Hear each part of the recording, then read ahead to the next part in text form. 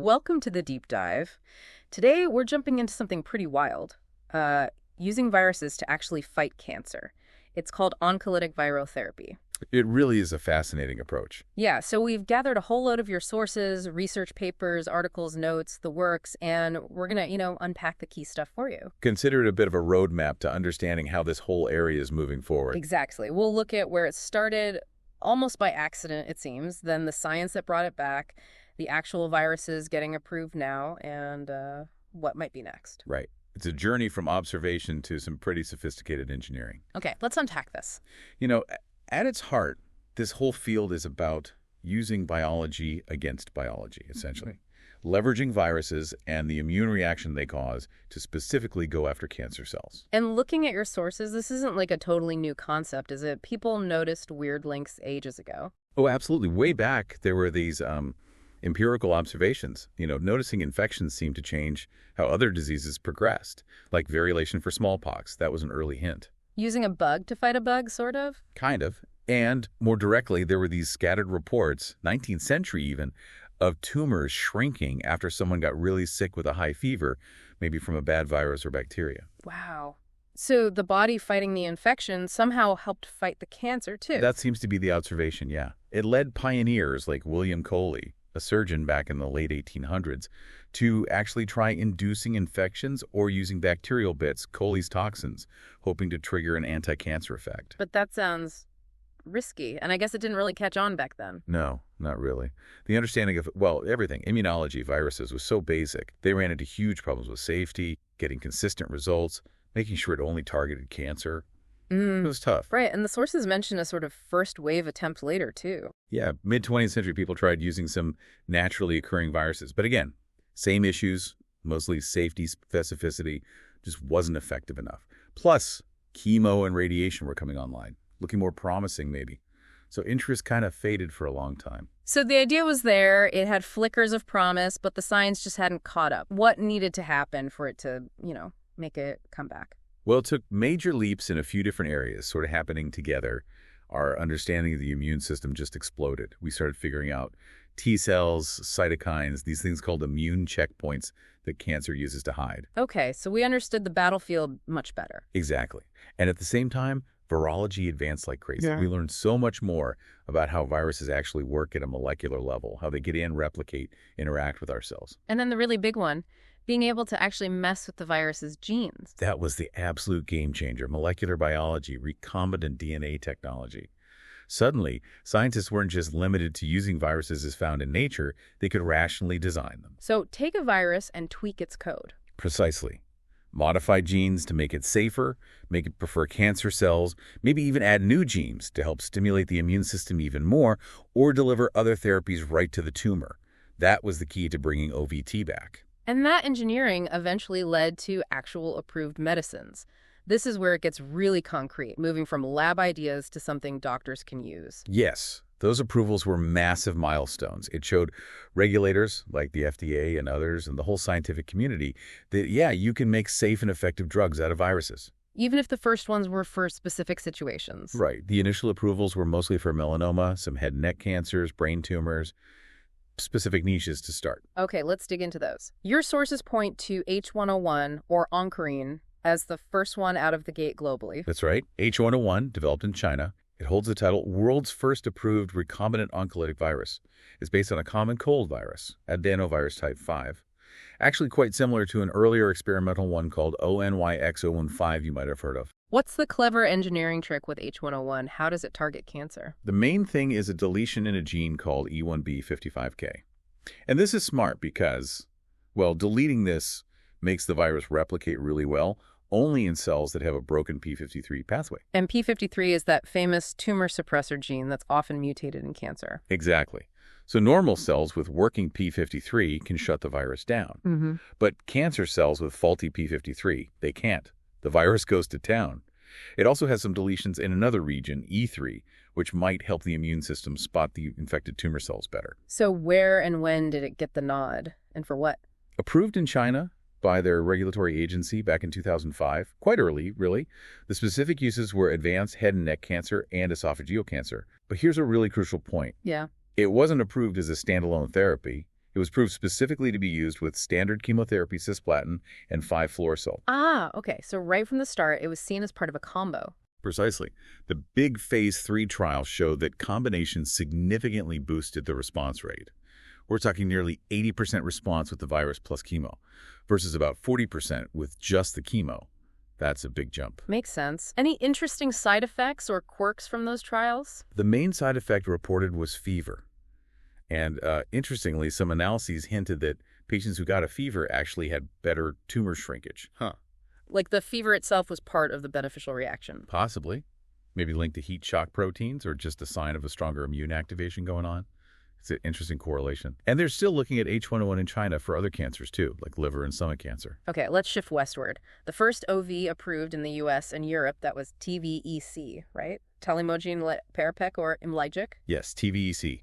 FDA and EA gave it the green light in 2015. This one is built on a herpes simplex virus type 1 HSV1 backbone. And like H1N1, it's got some key genetic tweaks. Let's break those down. What did they engineer into this herpes virus? Okay, first big one. They deleted both copies of a gene called ICP34.5. That's really important for safety. It dramatically reduces the risk of the virus causing neurological problems, which herpes viruses can sometimes do. It also helps make the virus replicate better in tumor cells versus normal cells. Makes sense. Safety first. What else? They also deleted another gene, ICP47. Normally, ICP47 helps the virus hide from the immune system by messing with how cells display antigens on their surface. So deleting it is meant to make the infected tumor cells more visible to the immune system. Okay, taking away its camouflage. Sorta, yeah. Then there's a clever bit of reprogramming with another gene, US11, to help the virus replicate well in tumors even without ICP34.5. And finally, a really crucial addition. They inserted the gene for human GM-CSF. GM-CSF, granulocyte macrophage colony stimulating factor. What does adding that gene do? So as T-VEC infects and kills the tumor cells, those cells start pumping out this GM-CSF right there in the tumor. GM-CSF is like a potent signal flare for the immune system. It calls in and matures dendritic cells, key antigen-presenting cells. The ones that show the immune system what to attack. Exactly. They gobble up the debris from the killed cancer cells, including tumor antigens, and then they travel to lymph nodes and basically train T cells to recognize and kill those cancer cells. And importantly, not just locally, but potentially anywhere in the body. And how do patients get T-VEC? It's injected directly into tumors you can see or feel. The approval was based on a big trial called OP-TIM. That's the one. A large, randomized phase 3 study, over 400 patients with advanced melanoma they couldn't surgically remove. It compared T-VEC injected into the tumors versus just injecting GM-CSF under the skin, which was a comparator therapy then. And did it work? Did T-VEC meet its goal? It did. It met its main goal, showing a significantly higher durable response rate. That means responses lasting 6 months or longer compared to GM-CSF alone. About 16% versus just 2%. Okay, better response rate. What about the bottom line? Did people live longer? That's where it gets a bit nuanced. In the overall group, there was a trend towards longer survival with T-VEC, but it didn't quite hit statistical significance in that first main analysis. And this is a really key point from your sources when they looked at subgroups, specifically patients with slightly earlier stages of metastatic disease, stages IIB, IIT, IVM1A. Yeah. In that group, there was a significant overall survival benefit. T-VEC roughly doubled their median survival time compared to GM-CSF. We're talking around 40 months versus maybe 21 months. That's huge. Wow. Okay, so finding the right patient group was critical there. And what about that systemic effect you mentioned? Did it only shrink the injected tumors? No, and this was another crucial finding.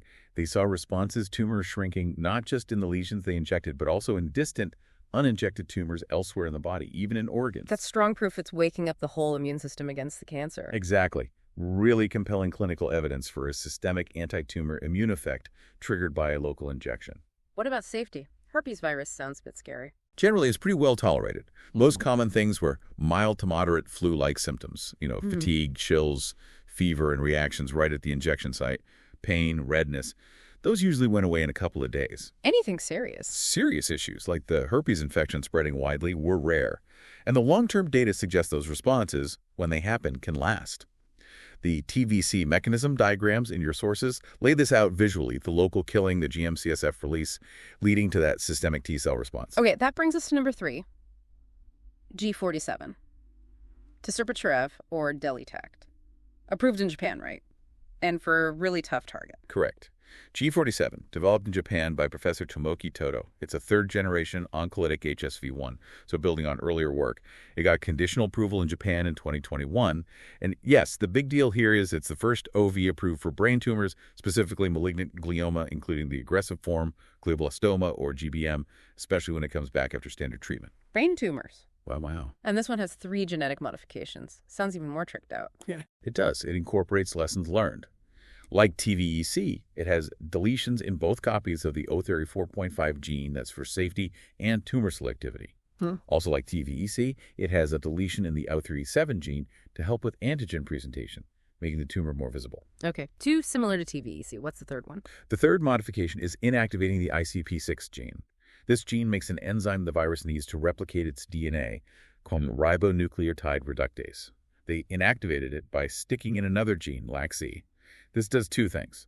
It further weakens or attenuates the virus, and it helps restrict its replication mainly to cells that are dividing rapidly, a hallmark of cancer cells, much more so than healthy brain cells. Very clever. What kind of results did they see in the trial for something like recurrent GBM, which is notoriously difficult? The results were pretty striking. The approval was based on a phase 2 trial, and the key finding was the 1-year survival rate after starting G47.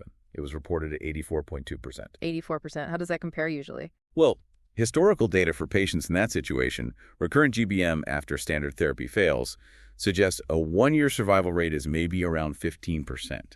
15%. Whoa, okay, 15 versus over 80. That's a massive difference. It really is. The median overall survival was reported at over 20 months from starting the G47. And your sources mentioned some patients had long-lasting complete responses, surviving for years. It really highlights the potential impact. That's incredible for GBM. I also read something about weird MRI findings after injection, like the tumor looked worse before it got better. Yes, that's a really important observation with these kinds of therapies.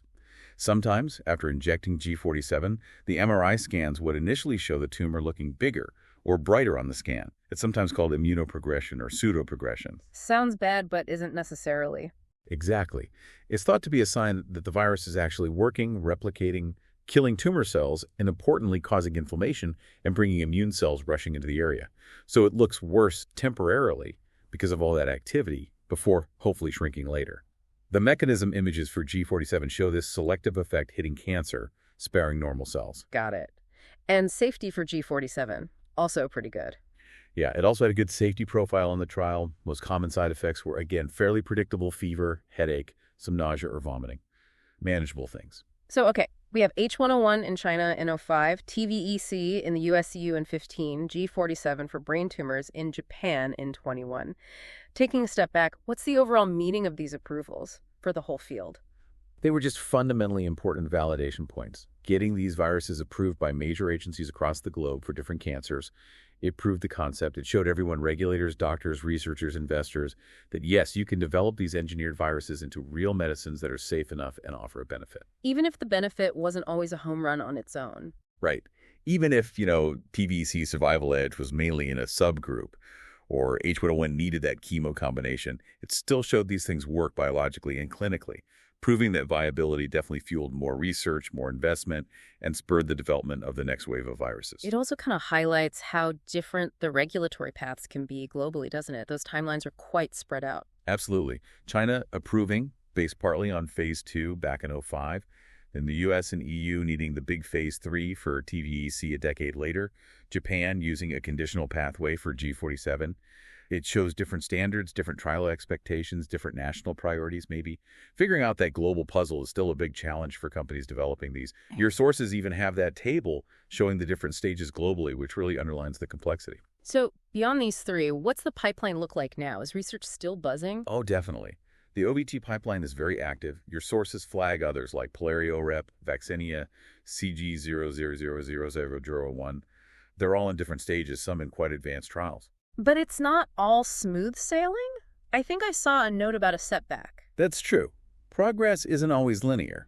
There was a significant setback with a virus called PEXA-VEC. Its big phase 3 trial in liver cancer was stopped early because it just wasn't looking effective enough. Why do these sometimes fail late stage? It highlights ongoing challenges. One big one is the lack of good predictive biomarkers.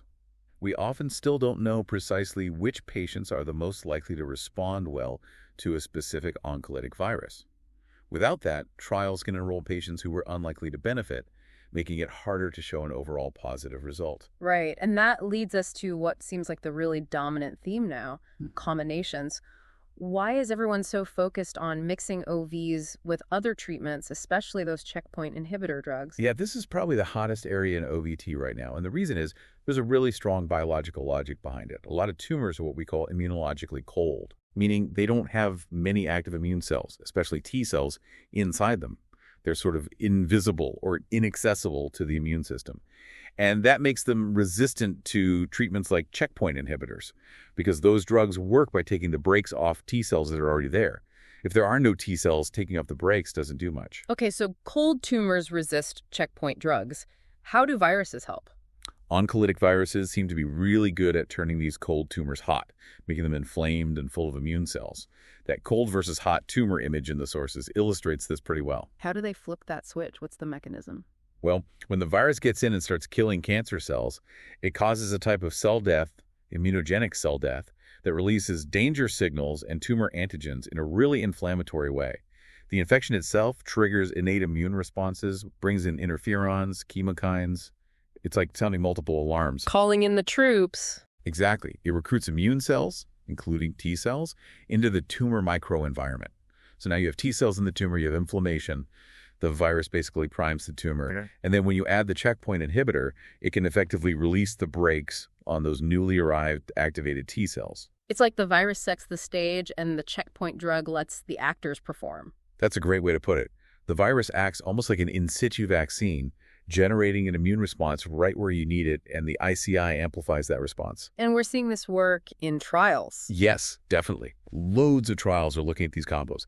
T-VEC plus checkpoint inhibitors like pembrolizumab or ipilimumab, for example, have shown higher response rates in melanoma than either drug alone in some studies. Yeah. There's even a big phase 3 trial, IGNITE-3, testing RP1 plus nivolumab in melanoma patients who already failed checkpoint therapy, hoping the virus can resensitize them. Are they only combining with checkpoint inhibitors or other things too? No, lots of other combinations are being explored.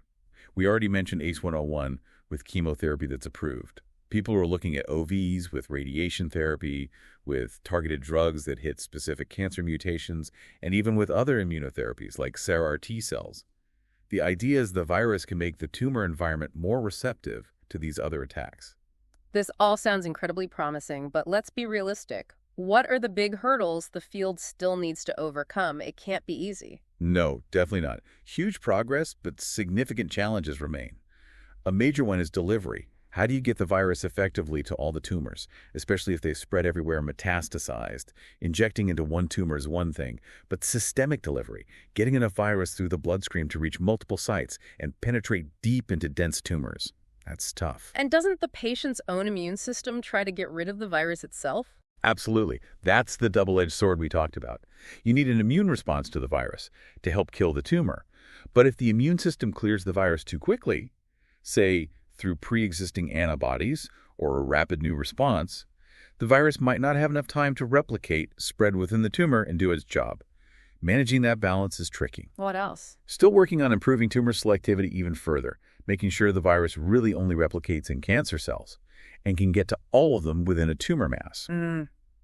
And as we discussed with T-VEC, finding those predictive biomarkers is absolutely critical. Who will respond, who won't? We need better ways to tell upfront.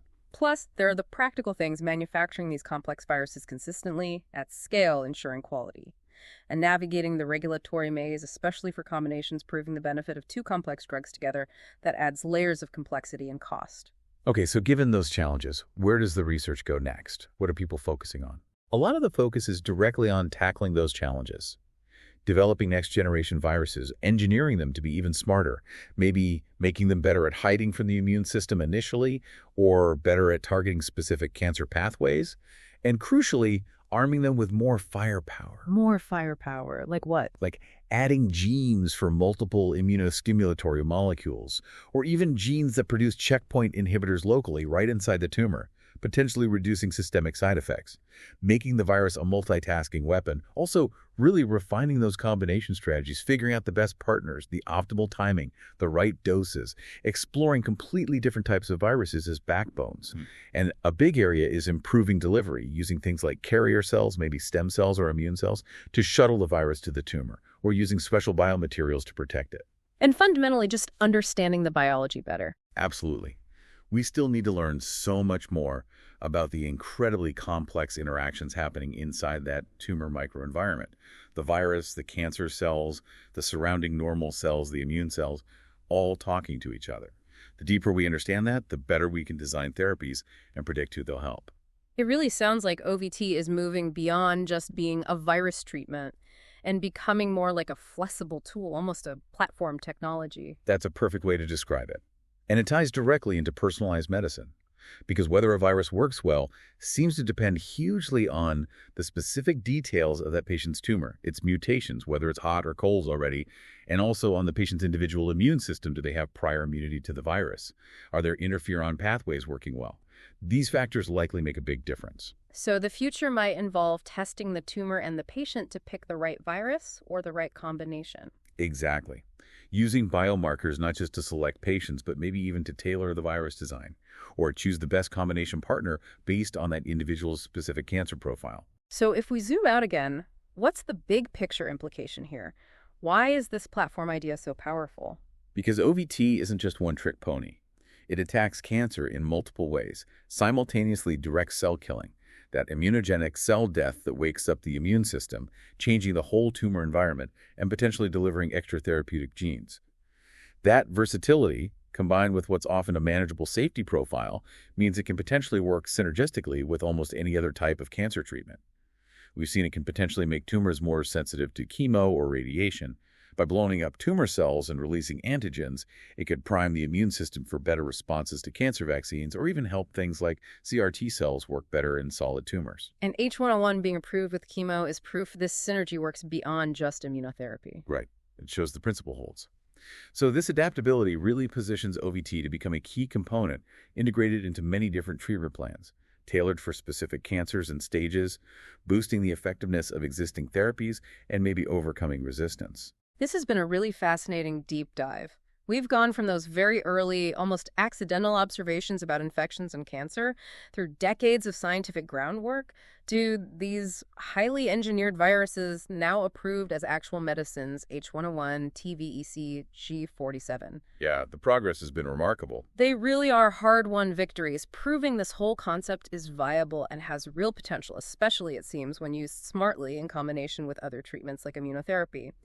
It's just amazing to see this ingenuity, turning something we usually fear, a virus, into a tool to fight cancer. It really flips the script on viruses. So as we finish up, here's something to think about. How this works, understanding the intricate dance between viruses, our immune system, and cancer isn't just giving us new treatments. It's fundamentally shifting how we view disease itself and maybe even our own biology. The idea that the key to fighting cancer could lie in, well, deliberately introducing a cleverly modified virus to wake up your own body's defenses. That's a truly transformative thought.